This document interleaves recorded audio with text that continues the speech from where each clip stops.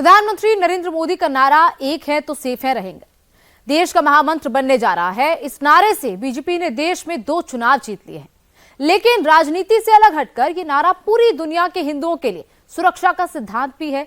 और इस नारे की सबसे ज्यादा जरूरत इस वक्त बांग्लादेश के हिंदुओं को लग रही है। बांग्लादेश के हिंदुओं पर पिछले 100 दिनों से आफत टूटी हुई है, उनके ऊपर लगातार अत्याचार हो रहे हैं। पहले तो ऐसा लग रहा था कि जिहादी ही निशाना बना रहे हैं, लेकिन अब लग रहा है कि जिहादियों और बांग्लादेश की सरकार ने हिंदुओं के खिलाफ हाथ मिला लिया है। ये पूरी रिपोर्ट देखिए।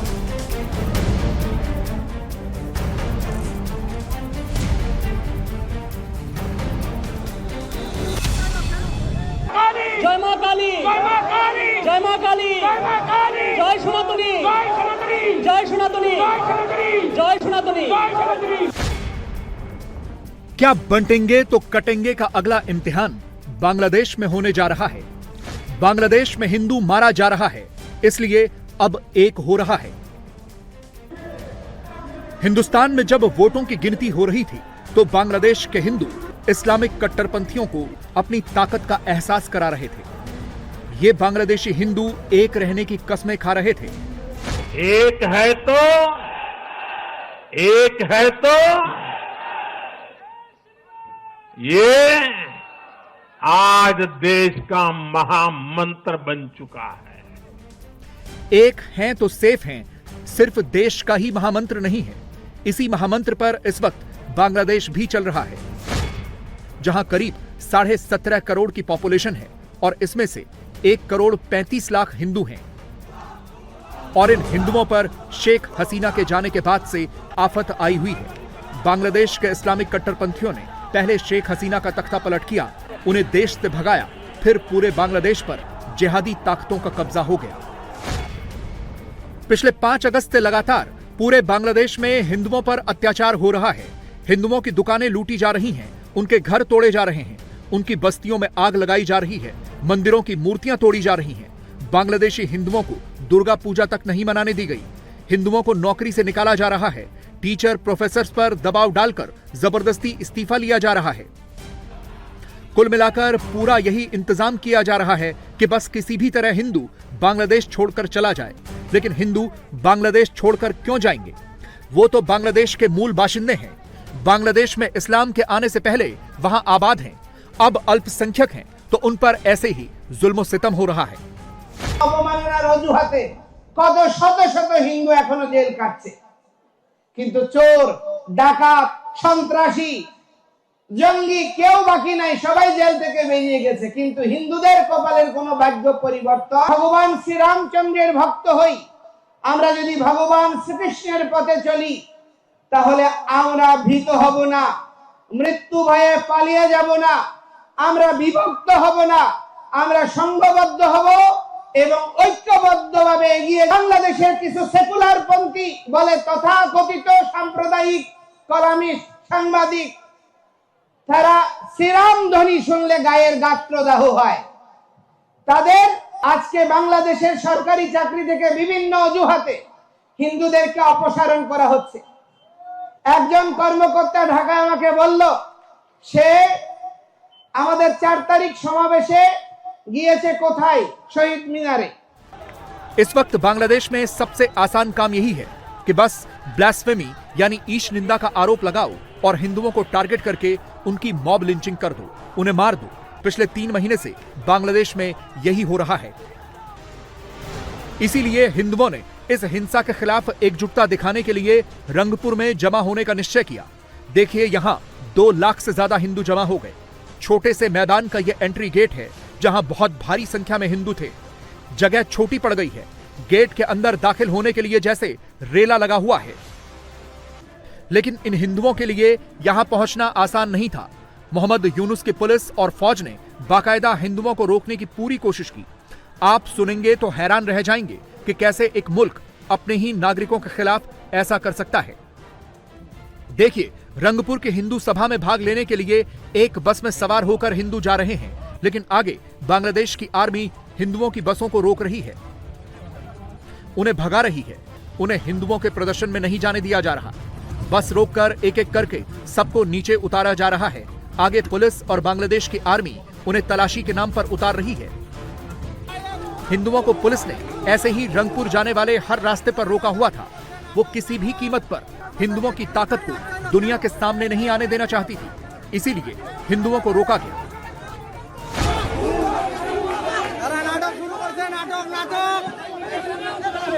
প্রশাসন আমাদেরকে যাইতে দিচ্ছে না।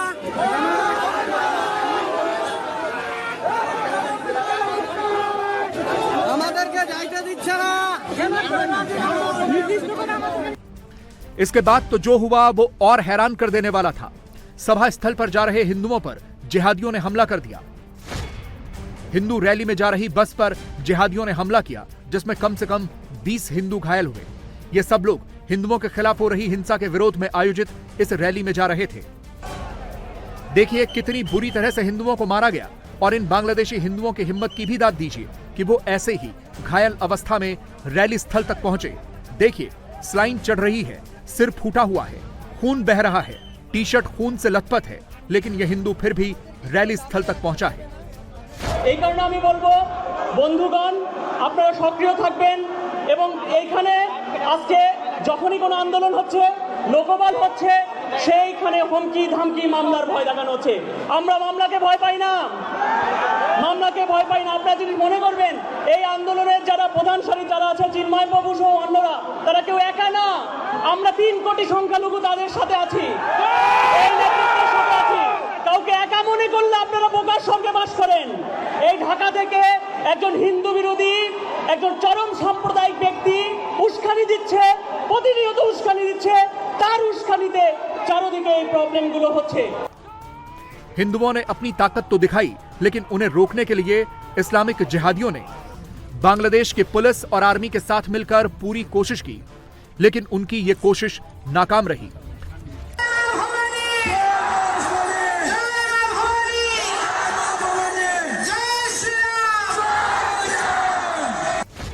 रंगपुर में जिस मैदान में हिंदुओं की रैली थी, वहां रैली की परमिशन ही नहीं दी गई। पूरे बांग्लादेश से सनातनी साधु संत भी इस रैली में आए थे। रंगपुर के स्थानीय होटल कारोबारियों ने इन हिंदू साधु संतों को जिन होटलों में वो रुके हुए थे वहां से उन्हें बाहर भगा दिया गया। हवाला ये दिया गया कि पुलिस दबाव बना रही है कि हिंदू साधुओं को होटल का कमरा न दिया जाए। अब इससे ज्यादा शर्मनाक और क्या हो सकता है। আজকে আমরা রংপুরে এসেছি, আমার খুব কষ্ট লাগছে এই কথাটা বলতে। আমরা ভোরে আমাদের সমস্ত বাংলাদেশের কৃতি সন্তরা হোটেলে উঠেছে। আমাদেরকে সন্ধ্যায় হোটেল ম্যানেজমেন্ট জানালো পুলিশ প্রশাসন চায় না যে আমরা এখানে হোটেলে থাকি, আমাদের হোটেল ছেড়ে দিতে বলছে। আপনারা কোন পর্যায়ে আমরা বাংলাদেশে অবস্থান করছি, হিন্দুরা কোন অবস্থায় নিপীড়িত হচ্ছে, নির্যাতিত হচ্ছে, এটা বোঝার জন্য তো আর কোনো ক্লাস বা কোনো প্রুফ দরকার হয় না। যেই সন্তরা আত্মোৎসর্গিত জীবন যাপন করছেন, এই যে রবিশরন্দ মহারাজ মেজর জিয়া যেই সেক্টরের দায়িত্বে ছিলেন সে সেক্টরের অধীনে উনি মুক্তিযুদ্ধ করেছেন। তো যেই মুক্তিযুদ্ধে 30 লক্ষ শহীদ আত্মোৎসর্গ করেছেন এবং বর্তমান যে অভ্যুত্থান হয়েছে এখানেও হাজার হাজার আত্মোৎসর্গ করেছেন। তো হাজার হাজার আত্মোৎসর্গকে আমি স্বীকৃতি দেব, সম্মান দেব, মর্যাদা দেব, তাদের অবদানকে স্মরণ রাখবো। তাই বলে কি 30 লক্ষ শহীদের আত্মত্যাগকে ভুলে যাব? सोचिए बांग्लादेश बर्बादी के किस रास्ते पर चला गया है। इस रैली में जाने के लिए कैसे हिंदुओं को रोका गया, उन्हें मारा पीटा गया, इसका एक और सबूत है। इस वीडियो में आप स्कॉन के साधु चिन्मय कृष्णदास प्रभु को देख सकते हैं, जो इन घायलों से मिलने के लिए अस्पताल गए हैं। देखिए इस हिंदू युवक को कितनी बुरी तरह से पीटा गया है। वो अपनी पीले रंग की सनातनी टी शर्ट भी दिखा रहा है, जिसे पहनकर वो इस रैली में जा रहा था। देखिए कैसे खून से लथपथ है, उसे बुरी तरह से मारा गया। इसीलिए तो बांग्लादेश के हिंदू पूछ रहे हैं कि अगर उनकी जगह जमाते इस्लामी को रैली करनी होती तो क्या तब भी उनके साथ ऐसा ही होता। এখানে আমাদের যে জেলা স্কুলে প্রোগ্রাম হওয়ার কথা ছিল সেখানে বড় মাঠ, সেই জায়গা থেকে আজকে যেভাবে স্থানান্তর করা হলো, আজকে এটা যদি সংখ্যাগরিষ্ঠ জনগোষ্ঠীর কোনো প্রোগ্রাম হতো তাহলে কখনো হতো হতো না। আমাদের সাধু সন্ত, আপনি জানেন বাংলাদেশের সাধু সন্ত 50 জন সাধু সন্তকে এক জায়গায় করা কত টাফ। সেইখানে সাধু সন্তদের কালকে হোটেল থেকে বের হওয়ার কথা বলেছে। এটা কি অপমান না? এটা কি রংপুরবাসীর অপমান না? আপনারা সেই অপমানের আপনাদের কাছে আমরা বিচার দিয়ে গেলাম, এই রংপুরবাসীর কাছে বিচার দিয়ে গেলাম। কালকে আমরা এই সারা বাংলাদেশের সত্যমণ্ডলী যখন ডিসি অফিসে গিয়েছেন, আমরা দীর্ঘক্ষণ সময় আধা ঘন্টা 40 মিনিট ডিসির অফিসে বসে থাকার পরও ডিসি এসে একটু কথা বলেন না। তিনি এসে বলতে পারতেন যে না, অনুষ্ঠানটি এখানে না এখানে হবে, তিনি বলতে পারতেন, কিন্তু তিনি বেরই হলেন না। बांग्लादेश में यही धर्म का अंधा युग चल रहा है, जहां हिंदुओं पर जुल्म सितम के इंतहा हो गई है। इसीलिए बांग्लादेश के हिंदुओं को एक होना पड़ रहा है। इसीलिए तो मोदी और योगी जब कहते हैं कि बटेंगे तो कटेंगे और एक रहेंगे तो सेफ रहेंगे, तो उसका असर बांग्लादेश तक होता है। ये एक ऐसा नारा है जो पूरी दुनिया के हिंदुओं के लिए एक बहुत बड़ा मंत्र बन चुका है। महाराष्ट्र के चुनाव का भी सबसे बड़ा संदेश है एकजुटता। एक है तो एक है तो एक है तो ये आज देश का महामंत्र बन चुका है। महाराष्ट्र ने डंके की चोट पर कहा है, एक है तो एक है तो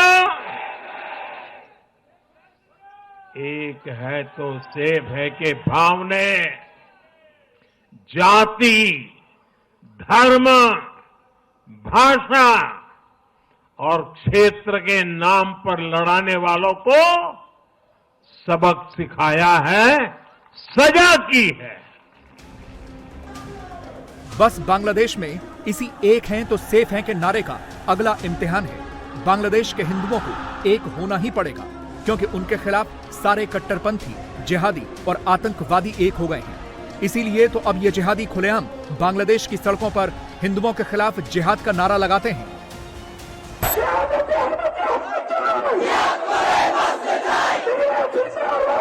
ইসকন সন্ত্রাসী সংগঠনকে অতি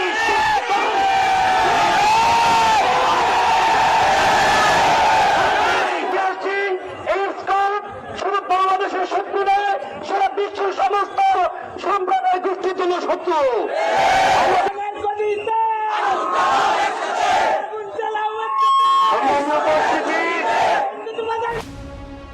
बांग्लादेश की इन इस्लामिक ताकतों का बस एक ख्वाब है कि वो बांग्लादेश की धरती से हिंदुस्तान पर इस्लाम का परचम लहरा दें। वही सैकड़ों साल पुरानी सोच, गजवाए हिंद, इस्लामिक शासन, ये अभी भी बांग्लादेश के जिहादियों के दिमाग में पल रही है। देखिए कैसे धमकियां दी जा रही हैं। তুমি অপেক্ষা করো, ভারতকে আমরা দখল করব। ও যুবক, যার কাছে যা কিছু আছে তাই নিয়ে প্রস্তুত হও, ভারত আক্রমণ করতে হবে। আমাদের যে মসজিদ থেকে মন্দির বানাচ্ছে, ওই মন্দিরটা ভেঙে আমরা আবারও মসজিদ বানাবো। यही कट्टरपंथी सोच खुलेआम हिंदू लड़कियों का धर्म परिवर्तन करवाकर उन्हें मुसलमान बना रही है। ये एक हिंदू नाबालिग लड़की बताई जा रही है, जिसका जबरन धर्म परिवर्तन करवाकर उसे मुसलमान बना दिया गया और फिर जबरन उसका वीडियो भी बनाया गया। इसी तरह एक और लड़की का धर्म परिवर्तन हुआ है। ये बागेरहाट जिले का मामला है। ऋतु चक्रवर्ती नाम की लड़की कुछ दिनों पहले लापता हो गई थी। आज उस लड़की का फेसबुक पर यह वीडियो आया, जिसमें वो बता रही है कि वो अब मुसलमान हो गई है। लड़की के चेहरे के एक्सप्रेशन बता रहे हैं कि उस पर कितना ज्यादा दबाव है। হিন্দু বাড়ি ঘরে এখনো লুটপাট, অগ্নিসংযোগ চলছে, এখনো চাঁদাবাজি চলছে, এখনো চাকরির ছুটি চলছে। আপনার এই রংপুরে গত এক সপ্তাহের মধ্যেও চাকরির ছুটি হয়েছে প্রশাসনের উপস্থিতিতেই। অতিশয় দুর্ভাগ্যের বিষয়, এই অবস্থা অপরিবর্তিতভাবে চলতে আছে। তার কারণটা কি? তার কারণটা হচ্ছে এই উগ্রবাদী গোষ্ঠীর মধ্যে সঙ্গে সরকারের একটি অংশ, রাজনৈতিক একটি অংশ এবং এই উগ্রবাদী গোষ্ঠী সম্মিলিতভাবে এই বাংলাদেশ থেকে সনাতনী সংখ্যালঘু জনগোষ্ঠীকে উচ্ছেদ করার প্রচেষ্টা চালাচ্ছে। बांग्लादेश में हिंदुओं को एक करने का काम इस्कॉन कर रहा है। जब से शेख हसीना की सरकार गई, हिंदुओं पर हमले बढ़े तो इन कट्टरपंथियों के निशाने पर सबसे पहले इस्कॉन ही आया। बांग्लादेश में हिंदुओं और कट्टरपंथियों के बीच में इस्कॉन एक मजबूत रीढ़ बनकर खड़ा है। इसीलिए अब खुलेआम इस्कॉन पर प्रतिबंध लगाने की बातें हो रही हैं। बड़ी बड़ी रैलियां और जुलूस निकालकर इस्कॉन और हिंदुओं को जलाने के फतवे जारी हो रहे हैं।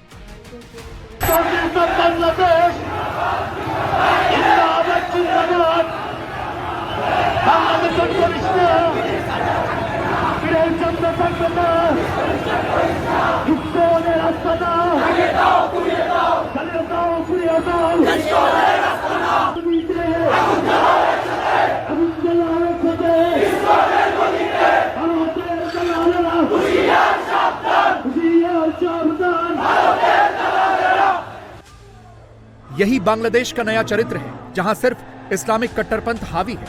इसीलिए बांग्लादेश के हिंदुओं को एक करने के लिए इस्कॉन के साधु संतों को भी यही कहना पड़ रहा है कि एक रहेंगे तो सेफ रहेंगे और बटेंगे तो कटेंगे। बस वो ये बात बांग्ला में कह रहे हैं। উদাসীন হলে চলবে না। আরেকজনের গায়ে আঘাত লেগেছে, আমার গায়ে লাগেনি, এই মনোভাব দুদিন পরে আপনাকেও আক্রান্ত করবে। যারা ঘরের ভেতর বসে থাকবেন তারা ঘরে আগুন লেগে পুড়ে মরবেন, কিন্তু যদি ঘর থেকে বেরোন অন্যের ঘরের আগুন নেভাতে চান তাহলে আপনার জীবন বাঁচানোর সম্ভাবনা রয়েছে। ফিলিস্তিনের দুঃখে পৃথিবীর প্রত্যেকটা মানবতাবাদী মানুষরা কান্না করছে। প্রতিটি মুসলিম ভাইরা সারা পৃথিবীর মানুষ তারা আওয়াজ তুলছে ফিলিস্তিনি জনগণের জন্য, কিন্তু দুর্ভাগ্যদায়ী হিন্দুদের জন্য কেউ বললে সেটা দোষাবহ হয়ে যায়, সেখানে অন্য ধরনের উদ্দেশ্য খুঁজে বেড়ানো হয়। তো সেজন্য আমি বলবো পৃথিবীতে সমস্ত সনাতনীদের পাশে দাঁড়ানো আমাদের নৈতিক কর্তব্য। আমরা যত বিভেদগ্রস্ত হব, যত ভাগ হব, তত দুর্বল হব, তত ক্ষয়প্রাপ্ত হব। সাধু সন্ত সমস্ত মঠ মিশন সবার দায়িত্বশীল ভূমিকা নিভানোর সুযোগ এসেছে। সকলকে পাশে দাঁড়ানোর প্রত্যয় জানিয়ে গোপাষ্টমীর বার্তা আমি পরিসমাপ্ত করছি। সবাইকে শুভ প্রণাম। हरे कृष्णा। इसीलिए बांग्लादेश के हिंदू अपना उत्पीड़न रोकने के लिए सरकार से 8 मांगे कर रहे हैं। पहली ये कि अल्पसंख्यकों के उत्पीड़न की जल्द सुनवाई के लिए एक स्पेशल ट्रिब्यूनल का गठन हो। दूसरी, पीड़ितों को उचित मुआवजा देने का प्रावधान किया जाए। तीसरी, अल्पसंख्यक सुरक्षा कानून को तुरंत लागू किया जाए। चौथी, अल्पसंख्यक मामलों के लिए मंत्रालय का गठन हो। पांचवी, हिंदू धार्मिक कल्याण ट्रस्ट को हिंदू फाउंडेशन में अपग्रेड करना। छठी, मंदिरों की संपत्ति से जुड़े एक्ट को लागू करना। सातवीं, सरकारी और निजी कॉलेजों में अल्पसंख्यकों के लिए पूजा स्थल बनाना। और आठवीं, हर समुदाय के धार्मिक त्योहार पर छुट्टी की व्यवस्था करना। लेकिन मोहम्मद यूनुस की सरकार ने तो कट्टरपंथियों के आगे सरेंडर किया हुआ है। 16 नवंबर को उन्हें 100 दिन पूरे हुए हैं और उनके 100 दिन की रिपोर्ट भी आ गई है।